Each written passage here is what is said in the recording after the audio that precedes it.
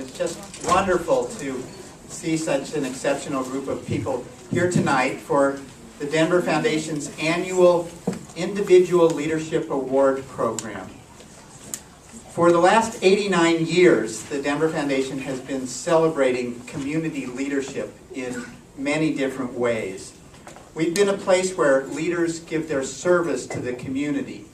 And we celebrate leaders, we honor leaders, we fund leaders, and we do it through our grants and through our programs and in partnership with our donors.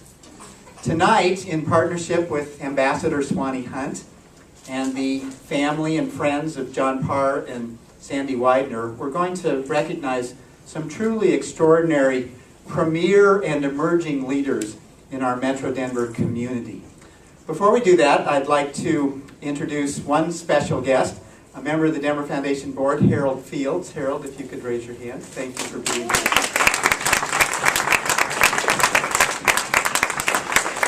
We're going to begin tonight with the Swanee Hunt Individual Leadership Awards. And to introduce Ambassador Swanee Hunt, I would like to ask Lauren Castile, our Vice President of Philanthropic Partnerships, to come forward. Welcome, Lauren. Oh, what an amazing crowd. Thank you all for being here tonight. It really does feel as though we have friends and family who are here, which is very much so the intent of the awards ceremony here tonight. So welcome, each and every one of you, to the Denver Foundation. As many of you know, years ago, I served, and really it was a pleasure and a privilege to be one of the first directors and then ultimately the president of Swanee Hunt's charitable foundation, the Hunt Alternatives Fund. Some of you may remember that the Hunt Alternatives Fund used to be located here in Denver, and that Ambassador Hunt made her home here. It's where her philanthropy began. While a part of the Denver community, she was an active leader, including helping to create the Women's Foundation of Colorado. Then, in 1993, she was asked by President Clinton to serve as ambassador to Austria. And when she returned to the United States, she moved to Massachusetts to head the Women and Public Policy program at Harvard University. Hunt Alternative offices now are in Cambridge and Washington, D.C. In the past decades, Ambassador Hunt has become a national and international leader in the areas of peace, human rights, and leadership through current Hunt Alternatives initiatives, including, to name a few, Prime Movers, Political Parity, Demand Abolition, and Inclusive Security. She is a noted photographer, composer, public speaker, blogger, and the author of 3 books, including her autobiography, Half-Life of a Zealot. Swanee has received numerous awards and was recently inducted with her sister Helen into the National Women's Hall of Fame. As she has risen over the decades to the international stage and worldwide acclaim, I am pleased to say that she has remained deeply connected to Colorado. She has here tonight friends and family, as well as some of the other associates of the Hunt Alternatives Fund who serve on the awards committee. Judy Wagner, if you would wave, and Anna Jo Haynes, if you would wave. Both Judy and Anna Jo served on the board of the Hunt Alternatives Fund when it was here in Denver, and currently serve on the awards committee as well. So without further ado, it is my great pleasure to introduce my friend, I am pleased to say, my very true friend, Ambassador Swanee Hunt.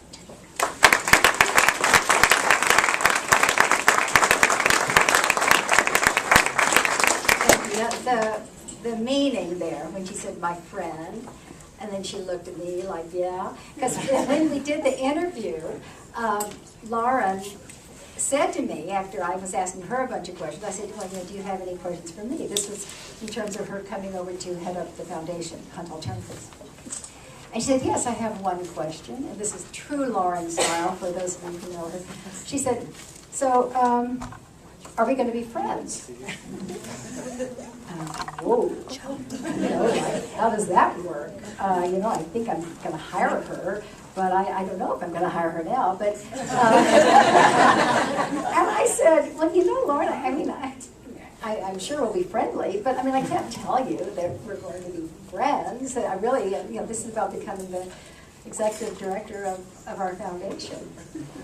One of my very, very best friends of all time. It worked. Whatever we did, it worked. Yes, no, I didn't. No, as I recall, actually, you called me in. David, you weren't involved with that. No, at the Buell. Somebody. Oh no, I know. You called me and told me you were leaving to come to go to the Buell Foundation while I was ambassador, no less, right? And On your birthday. On my birthday, thank you. And May 1st, 1996. then did you call me? Then you called me later and said Same thing. the same thing. Yes, right. Just wanted to tell you. Happy birthday, yes. The other great memory I have of Lauren is that when I was hanging in the balance about whether or not I was going to be called to be ambassador, it's interesting. You know how they say, if you're driving, don't text, right? Well, if you're being considered to be ambassador, don't drive. I had 3 accidents within 2 weeks when I was, and do you remember how you, then I said, okay, Lauren, we're going to go do the site visit, don't worry, I'll drive. And you said, I'm not getting in a car with you. You wouldn't get in a car with me, no? Okay, well, we've somehow survived all of that, and I have loved watching Lauren thrive here at the Denver Foundation. And I think about what you've done, Lauren, in terms of your own work and how your friends like Judy Wagner, Anna Jo Haynes, others, Dottie Lamb, have been such a part of keeping you feeling renewed and supporting your family in various ways, etc. And that is really at the heart of what we have wanted to do with this award. And when it was time, well, when I became ambassador, then we decided that Charles and I, rather than coming back here to live, we were going to land in Massachusetts because I had this offer from Harvard. And that was a hard decision. I'm sure there were some of you around when we had a farewell party. I cried the whole time. And then I said to David, I don't want to be completely gone, and can we leave something behind? And so we endowed this leadership award. And it was really because I didn't want to not be here anymore. And so if you think about the support that Lauren, you've received along the way from various friends, that's what we decided we wanted to do here. We wanted to give 2 awards, and the first one would be for an emerging leader and someone who had really proven herself or himself through the kinds of work that usually teenagers do, and that can be very important, not just to themselves, but to the communities around them. And then the second one would be for someone who actually had been out there year in, year out, decade in, decade out, and we wanted to make sure they didn't burn out. And so, of course, you can't make sure, but we wanted to be a little piece of that. So the first one, hold on just a minute. Lauren set me up here. Okay, no, you don't have to get up. I can do this. All right, I can do this. First, I'm going to tell you about the Emerging Leader Award. And I got to make this phone call to someone I didn't know, Brittany Pyle. Where's Brittany? Brittany, hi. See, I still don't know you. Brittany's a Colorado native. Do you mind if I read at this point? And she received her Bachelor of Science in Human Services and Nonprofit Organization Administration from Metro. And she then put her education into practice, still in school, becoming the lead student coordinator in developing the Metro State Food Bank, which is open to all students in the school. And then out of that came multiple student involvement and leadership awards. She then came to the Denver Foundation, and worked with Lauren. She worked with you here, right? And she was in the Denver Foundation's nonprofit internship program, working with Lauren in the philanthropic partnerships department. This is a lot of words. You don't need to know all these words, just a minute. But out of that experience, she was such a star in terms of the admin support. But it's much more than admin support, right? I mean, because yeah, sure it is. Yeah, you'll tell them about how wonderful you are. That's right. Okay, then she moved to Massachusetts and was in AmeriCorps Vista for a year.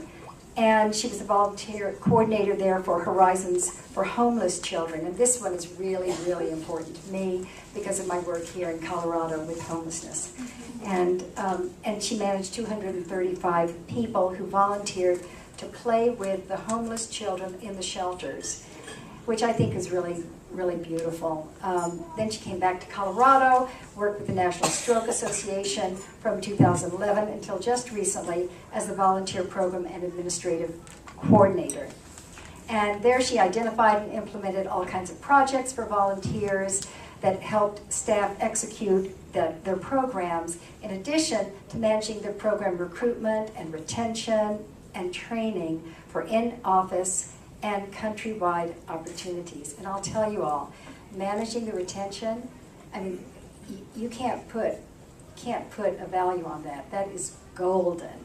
It's not just recruitment, it's how you get people, again, not to burn out.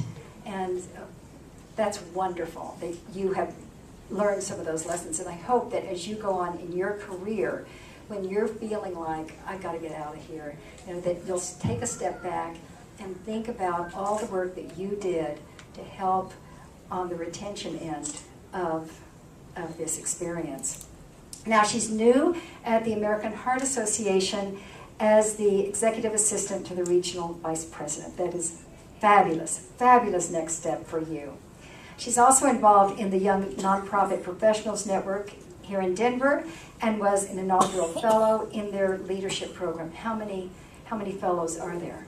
There were 15 the first year and 32 the next. 15 and now 32. And that's called Elevate Denver.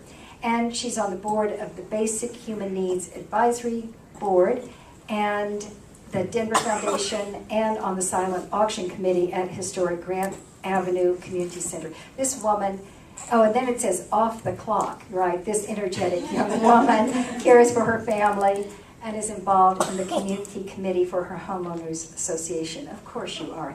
Now, tell us about your family. Who is your family? They're all here today. Hey, family, where are you? Yes. Oh, yeah. Stand up. Stand up. Family.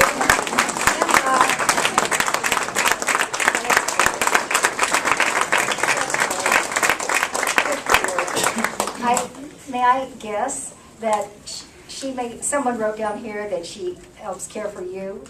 May I guess that each one of you, it's taken every one of you to try to keep her standing, right, and eating and sleeping, etc. And I know that this award isn't about right now. I know that what we're doing is investing in you for the next 60 years? Sure. Yeah. Yeah, well, I won't be here, but my little granddaughter Thea will be. So Thea's here watching you today. And so I'm going to present you now with the Emerging Leader Award. And do I have that here, or am I just telling you about it? Good. Great. Brittany, come on up.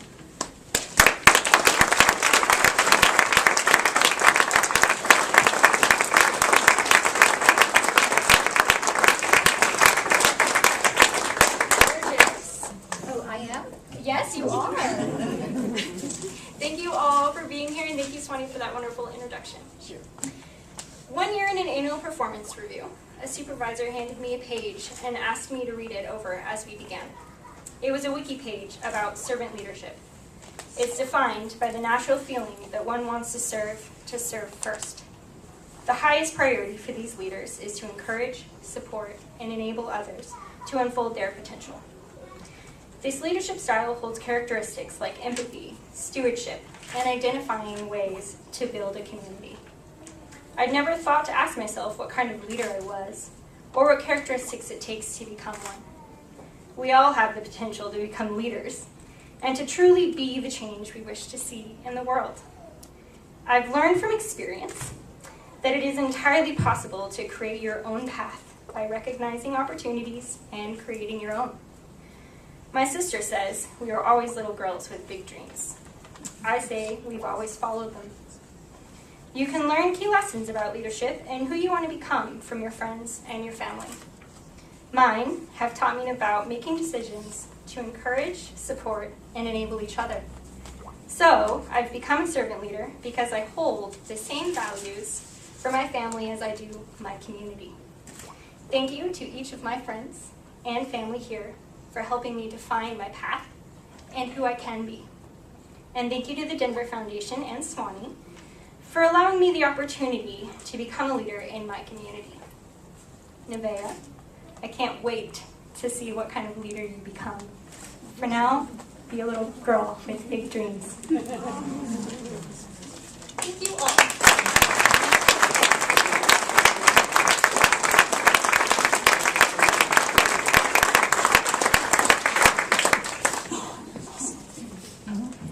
Now, I have a great pleasure. Thank you, Brittany. Thank you. To speak to you about the next, it's a married couple who are receiving the Individual Leadership Award. And where are you? It's good to see you. Now, this award recognizes men and women who have dedicated themselves, as I've said, to a lifetime of work. And we told them when they received this award, did you get the message? That, okay, this isn't, sorry, people from the organization, this is not to go to your organization. This is really for you to figure out what you need, whatever it is that will keep you energized for the next many years. They are an extraordinary couple. We think we met, or you think we met, on a picket line. Is that right? For United Farm Workers 40 years ago. I'm not that old.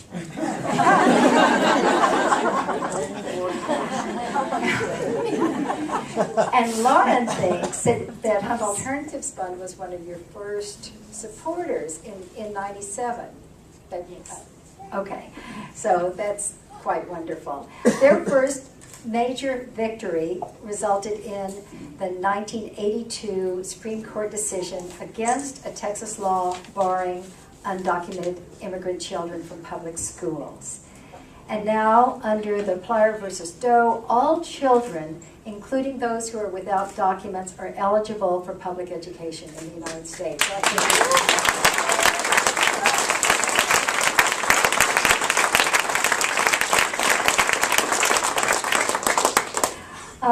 Today, they're the founding members of Padres Unidos, and they are fighting for educational equity, immigrant rights, student involvement in educational policy. They've gone on working on other legislation, and particularly breaking through that school-to-prison pipeline. And I hope you'll say more about your work on that. And through an earlier lawsuit, or when was this one? You worked on the bilingual education for the 35,000 Spanish-speaking students. That was in 95. In 95. Did you ever work with Catherine Archuleta? Yes. Yeah. Yeah, she was with Hunt Alternative. She was on our board of directors for many years. She's now, I think, the highest-ranking Latina in the executive branch of the government. Now, I'm going to say a word about Pam and Ricardo individually. This is about Pam. Over her 40-year career as a community organizer, she's fought passionately for racial justice, equality for oppressed and working class people. And she's been involved in many campaigns and played a leading role in them, in so many of them, including organizing youth and parents and other community members in the closing of a police substation in a Denver middle school, right? Do I have that right? And forcing Denver Public Schools to bring back an undocumented student illegally deported by an in-school police officer. And I'm glad you can get a sense of the actual nuts and bolts, the granularity of this work. She founded the first women's studies program in the county at San Diego State University, advanced educational reforms to ensure that college preparation is a right for all students attending Denver Public Schools, regardless of race, gender, or zip code. And she's done admirable work in the creation of excellent schools such as Academia Ana Maria Sandoval and several Strive schools in Northwest Denver, and reforming existing schools such as North High. Now, Ricardo, are you nervous at what I might say? He recently guided students in rewriting the intergovernmental agreement between DPS and DPD, the Denver Police Department, that contains language that clarifies and limits the role of police officers assigned to the Denver schools. What are those limits? How would you describe those? They're not disciplinarians. They're there to keep the school safe, Okay. not to enforce discipline. Okay. So the police are not the disciplinarians. They're there to keep the schools safe. Yeah. This new intergovernmental agreement has been recognized nationally as being one of the first to be initiated and negotiated by youth. How great is that? Would you move to Boston?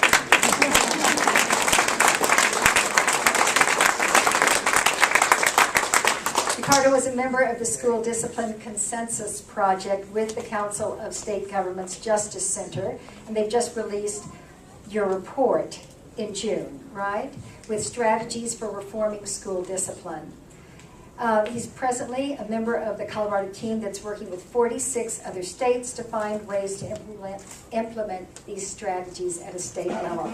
Listen, this is so typical of Denver, where great ideas are born and then they spread across the country. And now that I'm up in Boston, I hear so often about initiatives that were, oh yes, you know, this started in Denver, and that started in Denver. Many of which have had this early funding from the Denver Foundation. So David, to all of you, to you and all of you who are trustees at the Denver Foundation, let me say thank you, thank you, thank you. I appreciate the kind of work that you have put into the selection of people like Pam and Ricardo. Would you come up, please?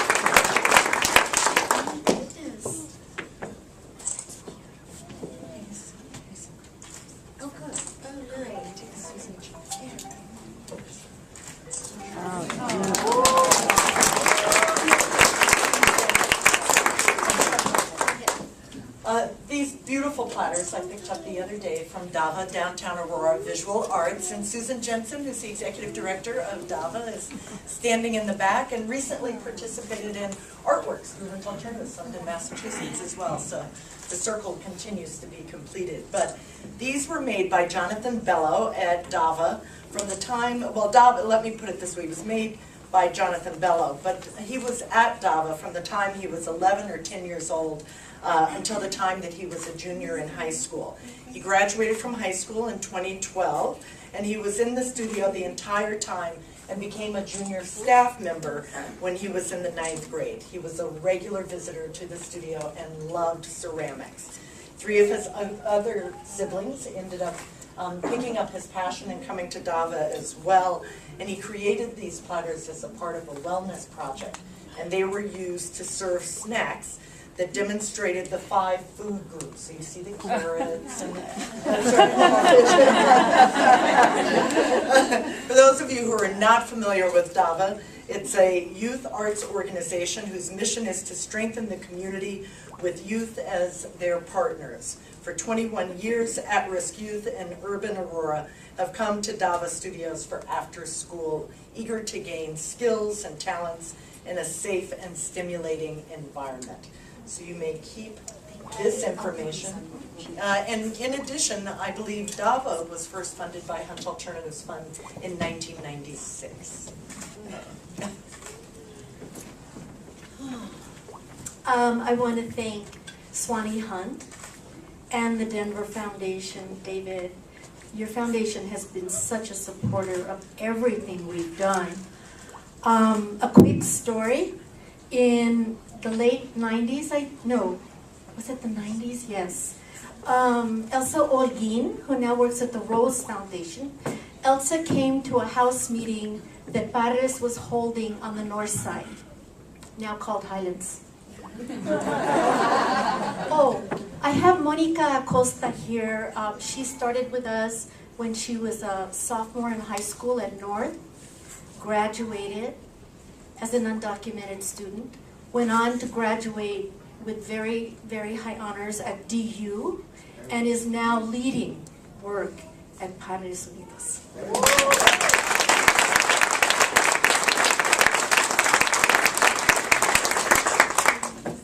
I'm going to help translate or interpret because we have here with us today some of our parent members and parent leaders who are Spanish-speaking monolingual, and as an organization, we believe in language justice, which means to us that language should not be a barrier to do this type of work and to lead this work. So, lo que acabo de decir, Pam me presentó. Como ustedes ya saben, he sido parte de la organización por 12 años. Comencé como estudiante en la preparatoria North y luego me gradué de la Universidad de Denver.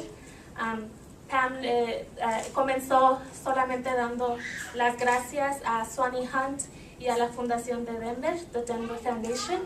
La Fundación de Denver ha apoyado nuestro trabajo por muchos años, y en gran parte muchos de nuestros alcances han sido por el apoyo de ellos. And before we begin, I would like everyone here connected with Padres y Jóvenes Unidos to please stand up. Levántate. Gente de Padres y Jóvenes Unidos. Gracias.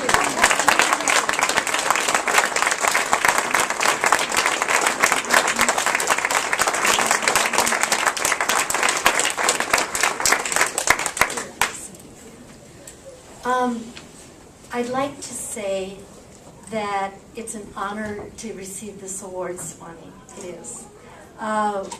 This is hard work, but you get more back than you put in. I have to say that. There's moments when you doubt that, but really, enabling young people to step up and provide leadership to critical issues of the day, removing as they move forward obstacles in front of them from succeeding and moving forward, that is powerful. That is powerful stuff. And it gives me strength and inspiration and a pride in the community and the work that's being done by everybody on a daily basis.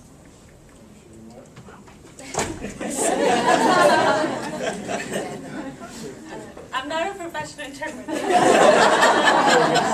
Es un gran honor recibir este reconocimiento. Este trabajo de organizar la comunidad es muy difícil, pero es el tipo de trabajo que recibimos más del trabajo que lo que damos.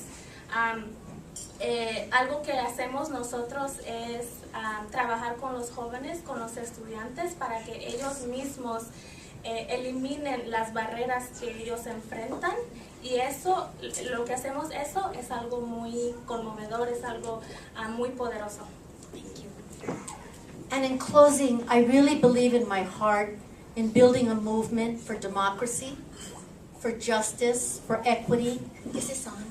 Yes. Okay. I couldn't hear that. Oh, there it is. I really deeply believe in building for a new future.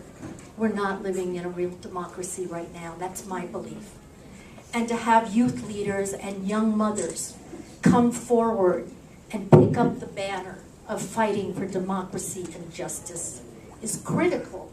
And so congratulations to you, Brittany, and to all of the youth and parents who work with Padres y Jóvenes Unidos. Everyone who stood up is in this struggle to improve their neighborhoods, to expand democratic rights, and to realize institutional change and reform that will build a just society and democracy in this country. Thank you.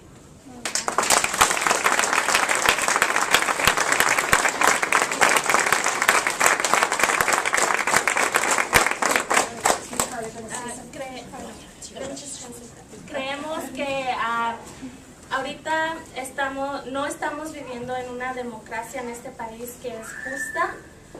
Entonces el trabajo que estamos haciendo, lo que nosotros realmente creemos que debemos hacer es construir un movimiento por la justicia para todos, para crear esa democracia que va a traer cambios sistémicos para realmente cambiar nuestras vidas.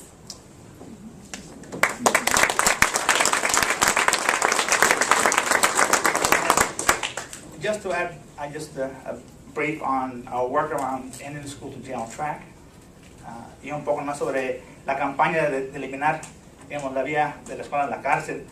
It's one of the most important fights that we have in schools, because that's one of the biggest barriers, aside from the academic achievement and the lack of an opportunity.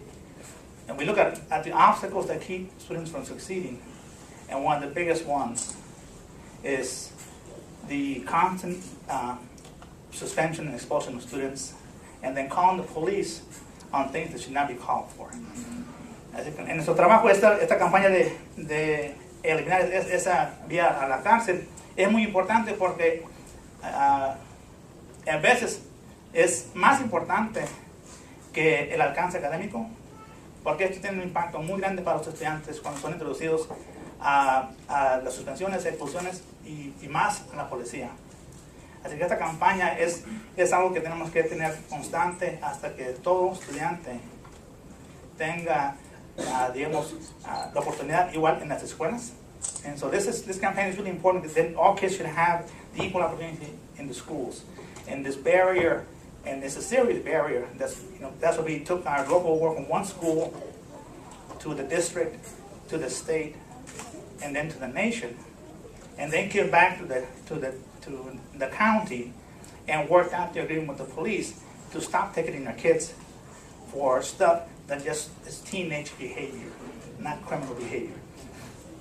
Así es que la campaña que hicimos dentro de Denver empezó en una escuela, en la escuela North. Mónica fue parte de esa.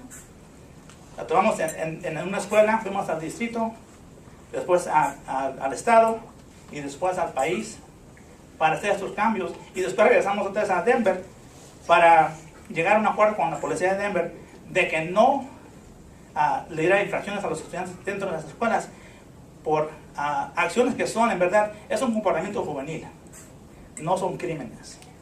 Y así es que estamos en eso, estamos ganando. Ahora muchos menos estudiantes reciben tickets en las escuelas.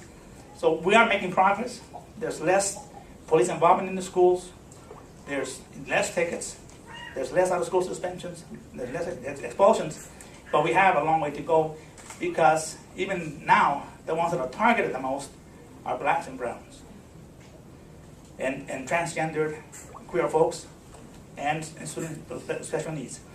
So we have to still keep that fight so that disparities eliminate, and not that we're asking for more students to get punished, we're asking for less students to get punished, and there has to be discipline that's sane and that really builds better character, not builds somebody to go to the jails.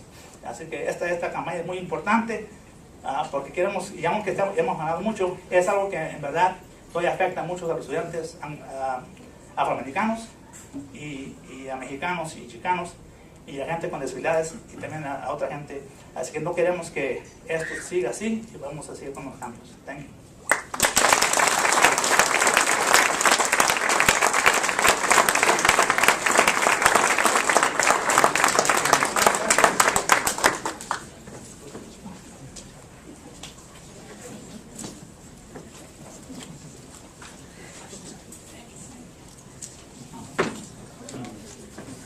Congratulations again to Brittany and to Pam and Ricardo.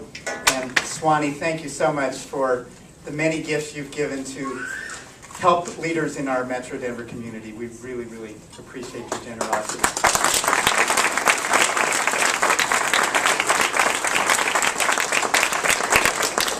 We have a few chairs up here. The program's going a little longer than usual, so if anyone has a need or a desire to sit down, please come on up and have a seat.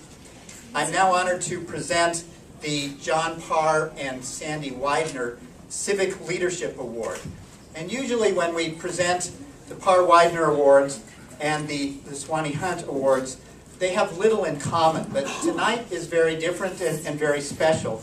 And as you will see in a few minutes, there are all kinds of connections and relationships between these awards, which are really unusual and special. Let me first tell you a little bit about John and Sandy. John Parr was president of the National Civic League. He was a brilliant strategist and activist whose advice was consistently sought out by governors, mayors, business leaders, and community leaders. John was a founder of the Denver Community Leadership Forum. He was a founder of Civic Results, and he was a national leader in regional cooperation. Sandy Widener was a founder of Westward newspaper, a reporter for the Denver Post, and an extraordinary journalist and writer. Federico Pena credited Sandy with coining the phrase that he used to get elected mayor of Denver in 1983, "Imagine a great city." Sandy was an activist and a leader at Mitchell Elementary School and at East High School. I was privileged to be present when John and Sandy first met each other. John and I were working in the office of Governor Dick Lamb, and we are delighted that Dick's wife Dottie is here tonight as well. It just so happens that Dottie is the aunt of our award winner tonight.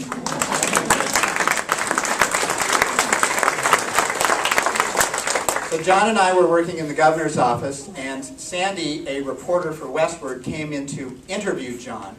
Shortly after that interview, the two of them started dating, and before long they were married and had two wonderful daughters, Chase and Katie. Civic engagement was a theme in the lives of the Parr-Widener family. They all worked tirelessly to make our community a better place to live. John and Sandy were role models who empowered hundreds of other people to be leaders. Their dining room was always a hotbed of debate and discussion and ideas about how to improve the quality of life in our city and in our state. 7 years ago, a tragic car accident took the lives of Sandy and John and Chase. Only Katie Parr survived the accident. Katie now lives in Massachusetts. For most of the past year, Katie worked for Swanee Hunt and the Hunt Alternatives Fund. This is the first of several interesting connections between our awards tonight. Swanee took Katie under her wing and has truly become a wonderful mentor to Katie. Katie has come to this event every single year, and until yesterday she was planning to be here tonight from Massachusetts. Unfortunately, her uncle passed away last weekend, and the funeral is in North Carolina tomorrow. So Katie decided she should be at the funeral, and we miss her, but we certainly understand and respect her decision. We're very pleased, however, that Katie's grandparents are here. Jean and Paul Widener have flown in from Boise, Idaho.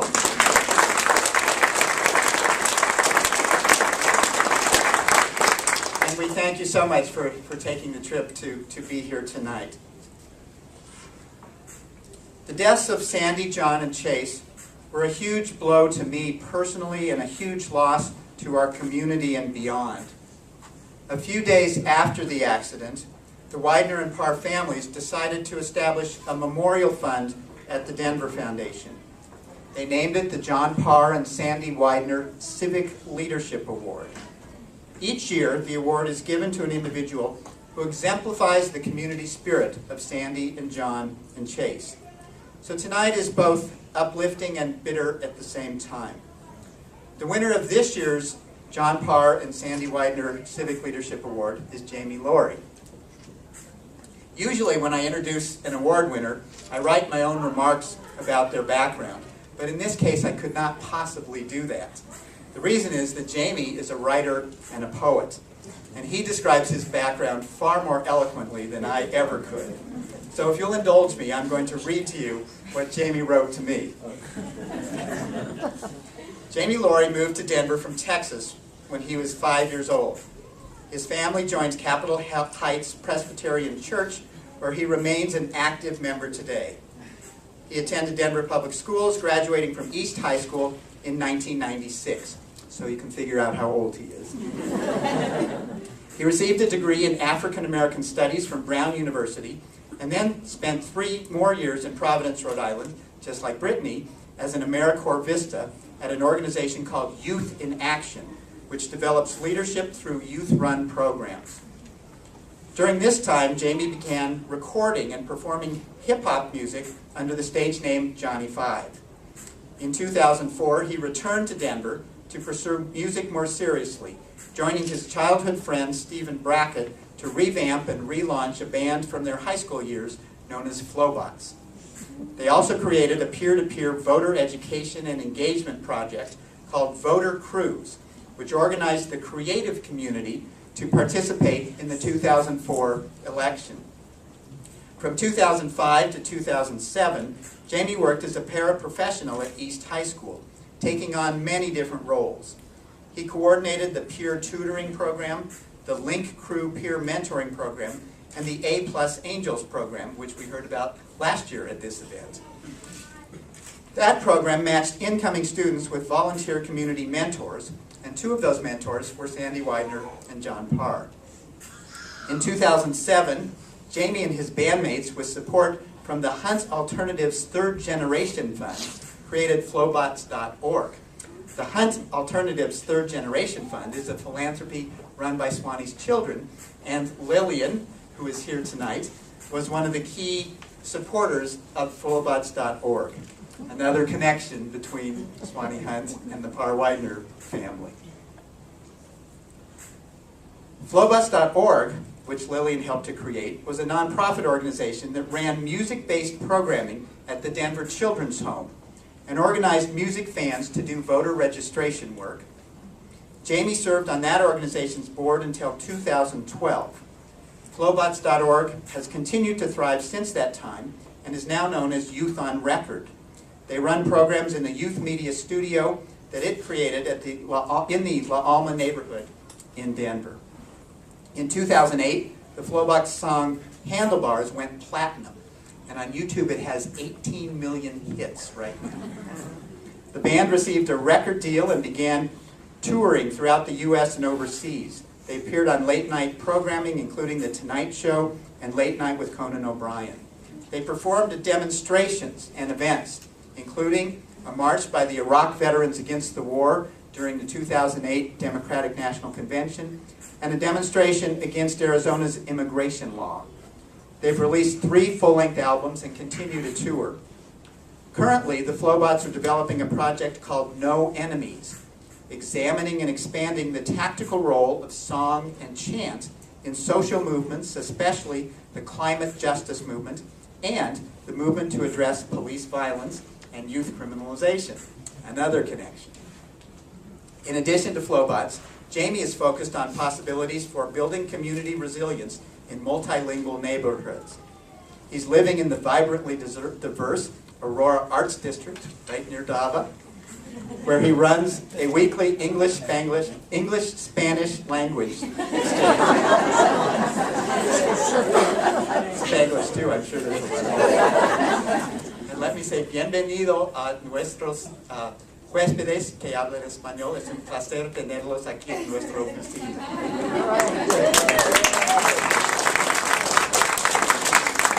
So Jamie runs this language exchange for parents at Crawford Elementary School in Aurora, and he recently joined the board of directors of Project Worthmore.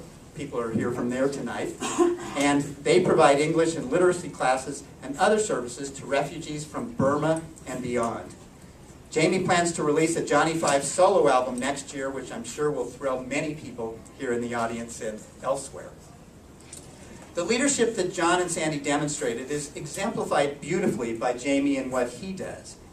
Leadership to Sandy and John meant civic engagement. Real leadership doesn't come from exercising power. It comes from empowering others. John and Sandy were both practitioners of servant leadership, what Brittany talked about in her remarks. John and Sandy were masters at helping adversaries find common ground, and that's exactly what Jamie does. As a writer, Sandy used her art to build community, and that's exactly what Jamie does. We can also learn a lot about leadership from Katie and from her grandparents, Jean and Paul. Leadership sometimes means overcoming extreme adversity. It means honoring the resilience of the human spirit.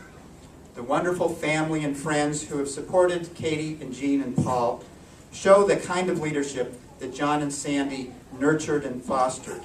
And Jamie shows that kind of community leadership as well.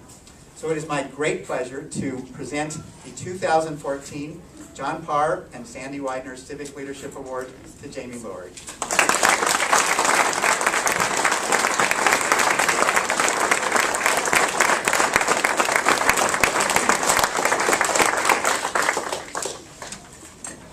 First, I just want to say I didn't realize you were going to read the whole thing, or I would have made it shorter. Primero quiero decir gracias a la Fundación Denver y yo no voy a traducir todo, pero quiero explicar que yo conocí a la gente, John Parr y Sandy Widener, sobre quien este award está nombrado. My Spanish is great. Y yo voy a hablar un poco de esas experiencias. So first I want to offer my profound gratitude for this award to the Denver Foundation. As you can imagine, it is a very emotionally overwhelming award to receive. I was lucky enough to know Chase and Sandy and John, all of them just a little bit, when I was working at East High School. I had seen Chase in school production, where I was of course stunned by her talented singing. And I knew John and Sandy as mentors in the A+ Angels program, started by Jessica Pearson, for which I was the on-site coordinator, which just meant that first period study hall, I was in charge of being there while people got matched up with their mentors. And Sandy was working with an older student, so I didn't see her as much, but John was working with a 14-year-old student named Sal. Sal had a wonderful family, he had a great attitude, and he also, at age 14, was a father. And John actually went to his house every day to pick him up and to offer him a ride to school, which very often he took. So I knew them as mentors, and I only really knew them as mentors until about this one day when I was invited to a meeting of something called Let Us Rise. And at that meeting I found out they also did some other things. It turned out Sandy had founded Westward, for example. And it turned out that John had been involved in some political campaigns, including one of somebody I actually knew kind of well, because I was related to him. And it was about maybe a month after that they passed away. And so when I think of Chase and Sandy and John, that the one word that I think of that kind of connects all of them is voice, and the power of voice, and the power of their voices. And when I think of that and getting an award named after them, honestly, my first reaction is, this is a mistake. I start listing all my own negative qualities in my head and naming all of the people who did the hard work for things that I worry I'm getting credit for. Jamie Duffy at Youth on Record, who's the champion of that organization, or my bandmate Stephen Brackett, who's also my dear and beloved friend and partner in nearly everything I do. But then I also think of another word, which is community. And I think of all the stories I've heard about the way that this family opened their home to the community and created community in their home and in their schools and through print and all these other ways. And I think of something actually that Swanee Hunt said to me, she said it again tonight, which is that she doesn't invest in projects, she invests in people. Which was an inspiring thing to hear, especially from someone who was also at that point being very supportive of the specific project. John and Sandy and Chase invested in people, and they invested in community. And for me, the only way I can really receive this award, for it to make sense, is not as a recognition, but as an investment, as an invitation, and a call and a challenge. To honor the memory of John and Sandy and Chase means recognizing the very real loss of talents and skills and energy that we lost when we lost them.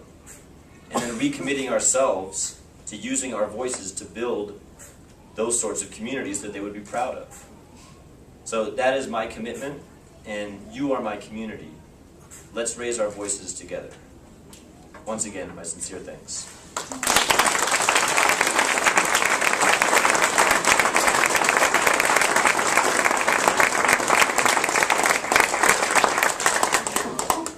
before we wrap up, we have one more special presentation. I'd like to introduce and welcome Richard Sandrock. Richard is the Deputy Director of the Office of Community Partnerships in the Office of Governor John Hickenlooper. Welcome, Richard. Thanks, sir.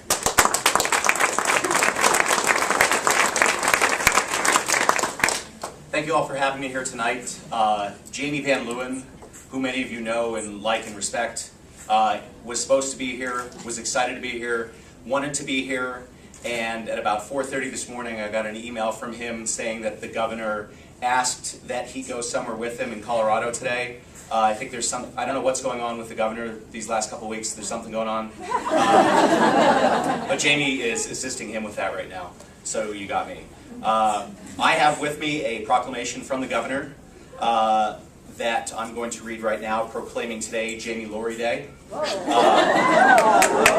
Yes.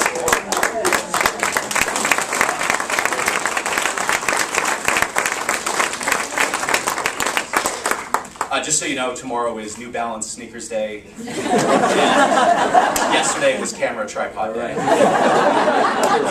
I'm just kidding. So what I'm going to do is I'm going to read this. Much of this is redundant from what David already said. So to make it fun, it's kind of written in a very legalistic way. At the beginning of each statement, I would like the entire crowd, if you are willing to yell out "whereas," and then I will then say the statement. And so when I'm ready for you, I'll kind of make a flourish with my right hand, and then you all yell "whereas," and we'll bust through this. Are you ready? Yes. Okay.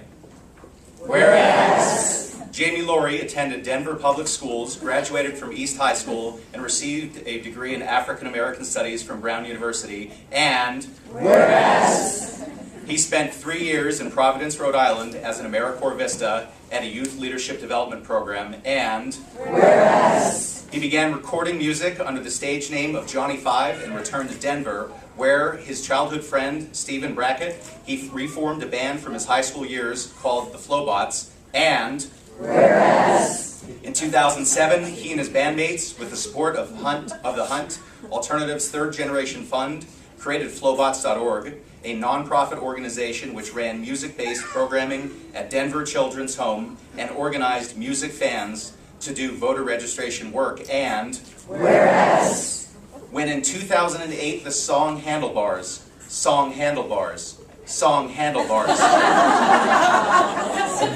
that's not on there. I'm just good.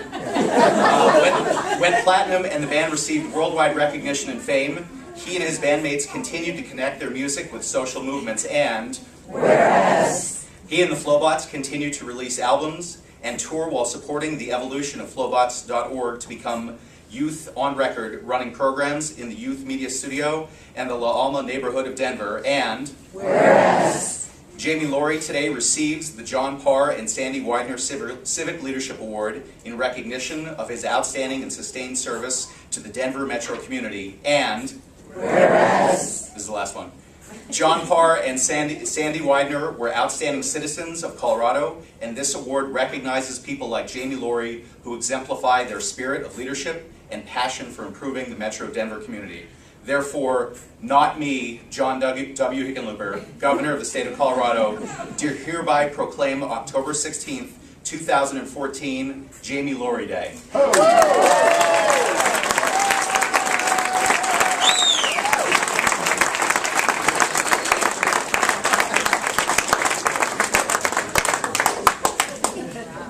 Thank you, Richard, and again, thank you all so much for coming tonight.